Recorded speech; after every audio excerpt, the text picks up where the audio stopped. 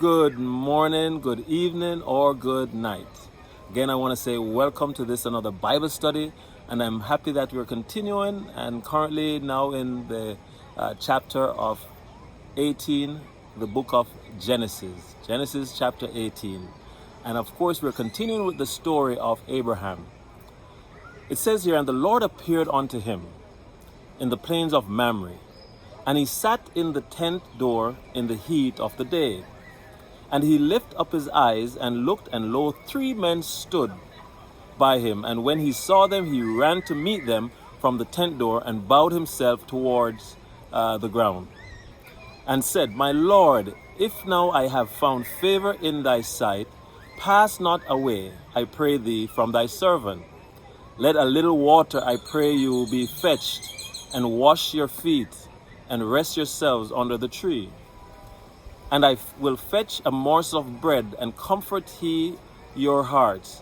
After that he shall pass on. For therefore are he come to your servant. And they said, So do as thou hast said. Here it starts off by basically giving you an idea of what hospitality should be. It says that as Abraham was sitting there, came 3 strangers. And he went and he greeted them. And not only did he greet them, he told them that, you know what, I'm going to go ahead and get some food for you. I'm going to make you comfortable and rest for a while. Obviously, apparently he knew the distance, the struggles, and what it would have entailed if they were actually doing this long travel or this journey through where he was. It says in verse 6, And Abraham hastened unto the tent unto Sarah, and said, Make ready quickly 3 measures of fine meal, knead it, and make cakes upon the hearth. And Abraham ran unto the herd, and fetched a calf tender and good, and gave it unto a young man. And he hasted to dress it. And he took butter and milk, and the calf which he had dressed, and set it before them, and he stood by them under the tree, and they did eat. This reminds me, of course, of when I was younger.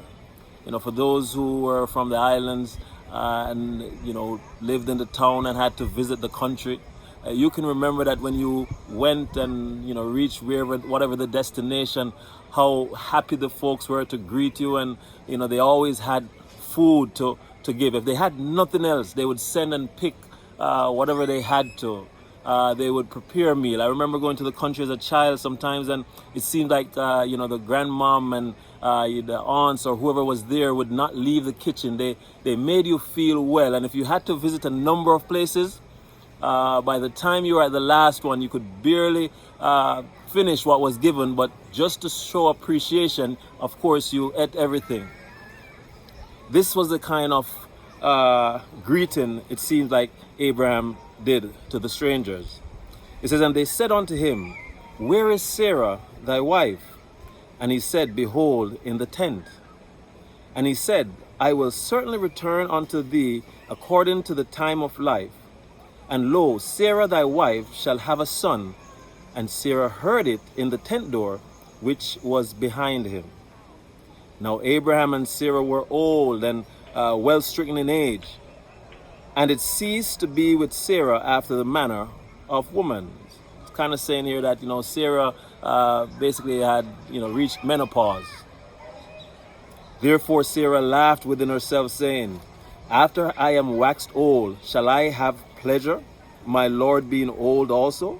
This was something here saying that she said to herself, whispering in her mind, what they're saying must be crazy.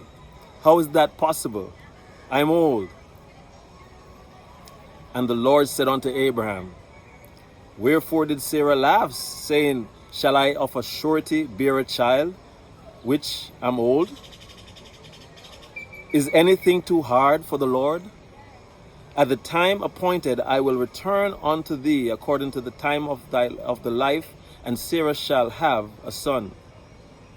We have to realize that the Lord who created us also has the ability to recreate us. He has the ability to raise the dead, to give sight to the blind, to give strength to the person who's lame, to heal the skin of the leper. Now, of course, those were miracles that were done in the Old Testament. Correction, in the New Testament. But what I'm trying to say to you is that, listen, there were miracles that were also done in the Old Testament. You'll find as you go through the story of the Exodus, you'll see many miracles that the Lord wrought. And even during the time of the Genesis here, you'll find that there were many miracles that were done. And this itself would have been one of the miracles. Then Sarah denied, saying, I laughed not, for she was afraid. And he said, Nay, but thou didst laugh. And the men rose up from thence and looked towards Sodom, and Abraham went with them to bring them on the way. And the Lord said, Shall I hide from Abraham that thing which I do? So here the Lord is saying that there is a purpose for which he was there present. The Lord esteemed Abraham as a friend. And he said, shall I hide from him the thing that I come to do, the purpose? Seeing that Abraham shall surely become a great and mighty nation, and all the nations of the earth shall be blessed in him. For I know him, that he will command his children and his household after him.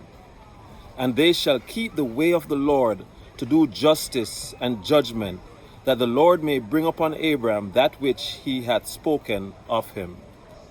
So the Lord acknowledged Abraham. Why? Because Abraham acknowledged the Lord. The Lord said Abraham was trustworthy in bringing up his household after him, the right principles. It says, and the Lord said, because the cry of Sodom and Gomorrah is great, and because their sin is very grievous, I will go down now and see whether they have done altogether according to the cry of it which is come unto me, and if not, I will know. Sodom here had stretched the boundary. They had filled their cup with iniquity. The Lord here came to essentially bring judgment upon Sodom. Verse 22, and the men turned their faces from thence and went towards Sodom. And you'll hear what happened in the next chapter. It says, but Abraham stood yet before the Lord. And Abraham drew near and said, wilt thou also destroy the righteous with the wicked? You know, here is Abraham speaking to Jesus. And he's saying, knowing that he has family there in Sodom, will thou destroy the righteous with the wicked? And then he asks a question, peradventure there be 50 righteous within the city. Wilt thou also destroy and not spare the place for the 50 righteous that are therein? You figure by the time that, he calculated that Lot was there in Sodom, he figured that the influence of Lot, who knew God, knew about God. Lot followed Abraham as he came from Ur. He understood and knew that the movement of Abraham was based upon the God that Abraham served, leading and guiding throughout the way. Everything was not easy, but God led them. And Abraham probably thought, you know what? Lot, by this time, should have been able to minister to a few people. It's possible that at least 50 people would have learned about the God who Abraham served through Lot.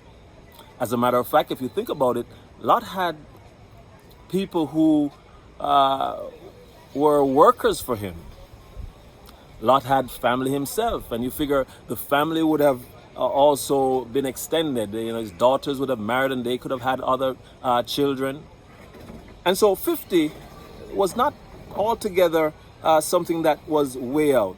So Abram asked the question, peradventure there be 50. Verse 25, that be far from thee to do after this manner, to slay the righteous with the wicked, and that the righteous should be as the wicked. That be far from thee. Shall not the judge of all the earth do right?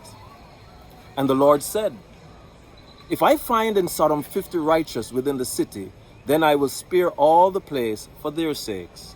You see, once there is hope, God will allow time for judgment.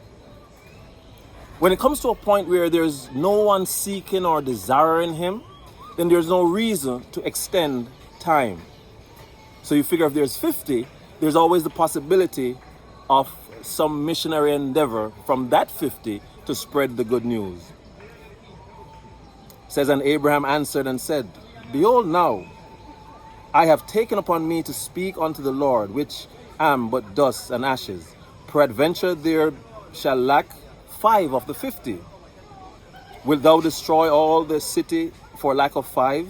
So Abraham here wasn't quite sure. He says, yeah, well, let's reconsider 50, because maybe you're a God who, well, I know you, God, you're a just God, but, maybe they might be 45. And he said, if I find there 40 and 5, I will not destroy it. God answered him. And he spake unto him yet again and said, Peradventure there shall be 40 found. And he said, I will not do it for 40's sake. And he said unto him, Oh, let not the Lord be angry. I will speak. Peradventure there shall be 30 be found. And he said, I will not do it if I find 30 there. And he said, Behold, now I have taken upon me to speak unto the Lord. Peradventure there shall be 20 found.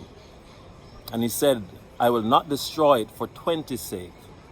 And he said, Oh, let not the Lord be angry, and I will speak yet but this once. Peradventure then shall be found there. And he said, Peradventure there be 10 that's found there. And he said, I will not destroy it for 10's sake. And the Lord went his way as soon as he had left communion with Abraham. And Abraham returned unto his place. There are a couple of points that we need to understand. One is that God is in the saving business. Once there's a twinkle of light, God will give you all the elements, all the things that are needed. He will give the oxygen, he'll give the wood, he'll give whatever it is to keep that fire burning. We are called to be the mission in this world. The Bible says that as time passes, when it comes near to the end of time, so as it was in the times of Sodom and Gomorrah, so it was in the time of Noah, so it shall be in the end of time. When you look at churches, for instance, you find that there's not a whole bunch of people coming in. There's actually more going than coming. When you ask the young people what is their belief, you realize that very few are still hanging on to the belief in the Creator God. God will come when the world has decidedly denied his gift of salvation. For those who are looking, ask yourself, are my grandkids have a desire to find God or to serve God? Are my kids serving God? And realize that the answer to that question is not going to be unique to yourself. Churches are dying. Spirituality may be growing, but it's not spirituality with connection with the God of creation.